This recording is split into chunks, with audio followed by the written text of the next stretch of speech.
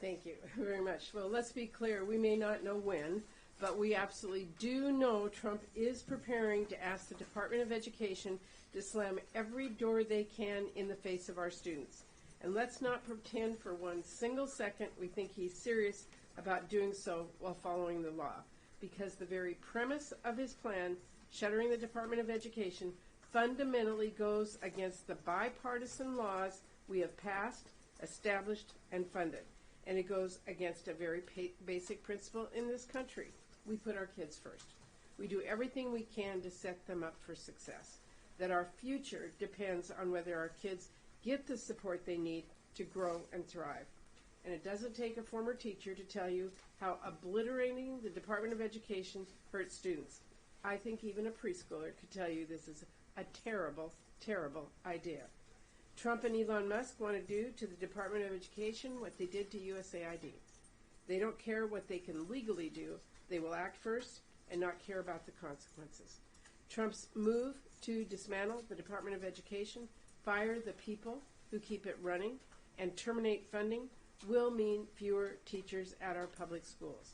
It will mean students stuck with outdated technology. It will mean less access to special education for students with disabilities, and states and schools will have to pick up the cost. It will mean no enforcement of basic education standards and no data helping us know what is working and what is not working. It will also mean more barriers keeping students out of higher education, fewer career training opportunities, fewer watchdogs protecting our students from predatory for-profit colleges and predatory student lenders, and from discrimination, harassment, and sexual assault on campus. That is all just the reality. Get ready for the disinformation now, because you can bet when they realize how painful and unpopular this is, they're going to try and pretend everything is roses. They will say, oh, this won't go away. Oh, we'll just move this somewhere else, as if we haven't already seen how they operate, with as much chaos and pain and damage as they can inflict. We know that playbook. We are seeing it everywhere. And as we saw from Trump last time, just because a program won't disappear doesn't mean it will still work. In Trump's first term, he didn't abolish public student loan forgiveness. That's also written in federal law. But he broke it so badly as he possibly could, to the point where 99% of applications were rejected. So how is that functionally any different?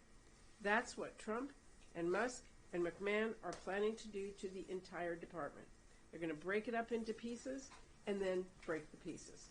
Trump and Musk don't know what it's like to count on their local public school having the resources to make sure their kids get a great education. They don't know why Pell Grants are so important. And they don't care to learn why. They want to break the department, break our government, and enrich themselves. However, we are not going to let the department and the programs it supports for our kids go down without a fight. I first got into politics many years ago to save an education program. I was told I couldn't make a difference because I was just a mom in tennis shoes. Well, here's the thing.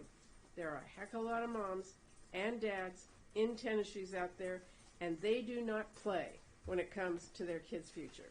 I saved that program back then by getting moms and dads to join with me, speak up and say, wait, our kids come first. And we're going to fight for our students, for our teachers, and the schools the same way, by getting moms and dads and students too to speak up, by making clear this is not some program you play politics with. This is about our kids. And we will not let anyone, not if they are the president, not if they're the richest man in the world, put our kids' future on the chopping block. Thank you, Patty.